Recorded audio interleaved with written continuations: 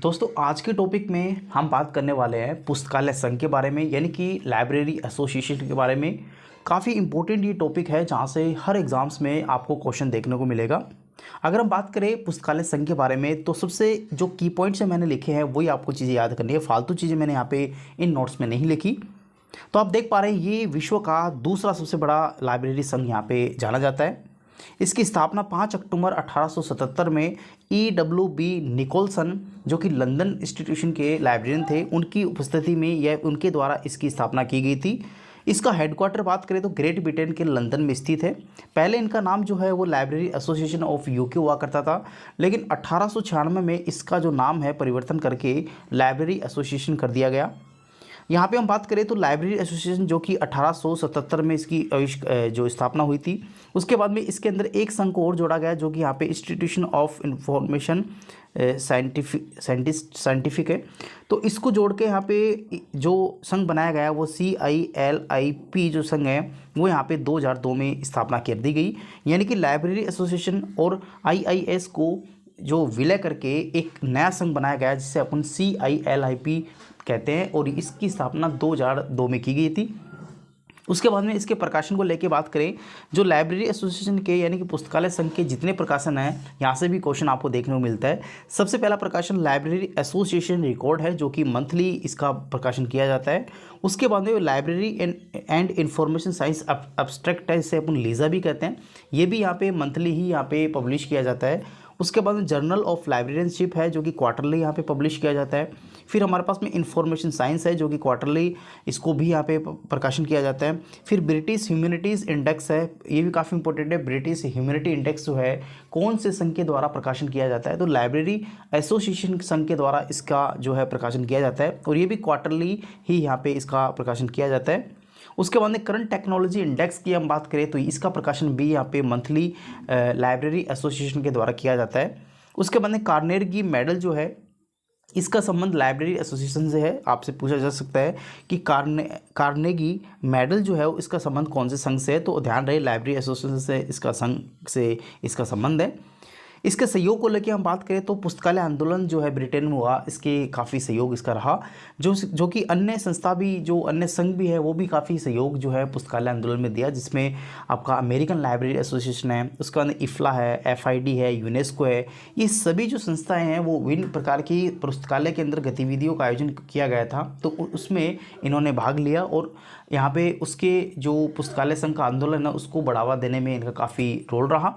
उसके बाद में बात करें IIS का पूरा नाम हम बात करें तो यहाँ पे इंस्टीट्यूशन ऑफ इंफॉर्मेशन साइंटिस्ट इसका पूरा नाम है, आपसे पूछा जा सकता है। उसके बाद नेक्स्ट संस्था आप देख पा रहे हैं CILIP है, इसका पूरा नाम chartered institution of library and information professional होता है।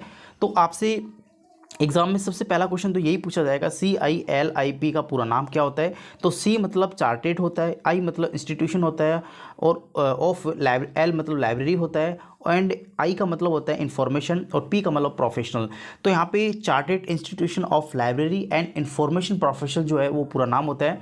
ये चीज़ें आप इंग्लिश में याद कीजिएगा, हिंदी में याद मत कीजिएगा, क्योंकि हिंदी का शुद्ध अगर आपको पेपर में आ जाता है तो उसका शुद्ध रूप जो है वो काफ़ी टफ होता है। तो मैं आपको कहना चाहूँगा कि आप इसको इंग्लिश में याद कीजिएगा।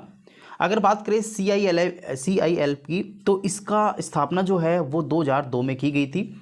हालांकि इसकी स्थापना को लेके लाइब्रेरी एसोसिएशन जो कि 1877 में बने थे, और उसके बाद IIS जिसकी स्थापना 1958 में हुई थी, उन दोनों का विलय करके CILIP 2002 में बनाया गया था। इसका हेडक्वार्टर लंदन में स्थित है। वर्तमान में अध्यक्ष को लेके हम बात करें तो कैट रॉबिन्सन इसके वर्तमान के अध्यक्ष हैं। उस पहले अध्यक्ष की बात करें तो शीला कोरेल जो है वो पहली अध्यक्ष यहाँ पे इसकी बनी थी CILIP की। 2017 में CILIP का भी नाम बदल के इसका the library and information association यानी CILIP the library and information association इसका पूरा नाम कर दिया गया। इसके प्रकाशन को लेके बात करें तो इसका काफ़ी इंपॉर्टेंट एक प्रकाशन है जिसका नाम इंफॉर्मेशन प्रोफेशनल्स है। 2017 में इसका प्रकाशन किया गया था, और बेसिकली समाचार जो पत्रिका है के रूप में इसका जो है प्रकाशन किया जाता है। इंफॉर्मेशन प्रोफेशनल इसको कहते हैं।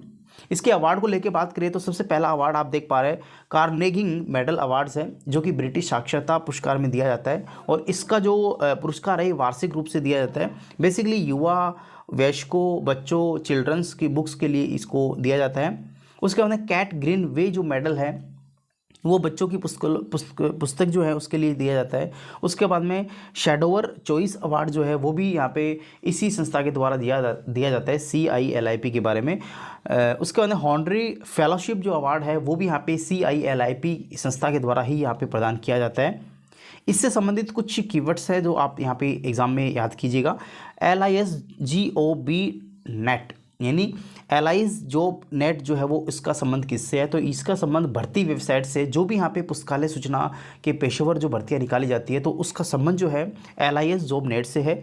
उसके बाद फैसेट पब्लिशिंग की हम बात करें, ये भी यहाँ पे पुस्तकालय सूचना में पुस्तकों का प्रकाशन को लेके यहाँ पे फैसेट पब्लिशिंग का जो संबंध है वो यहाँ पे है। उसके बाद में हमारे पास में यहाँ तक ये 2 संस्थाएं अपन ने कर ली हैं इस वीडियोस में।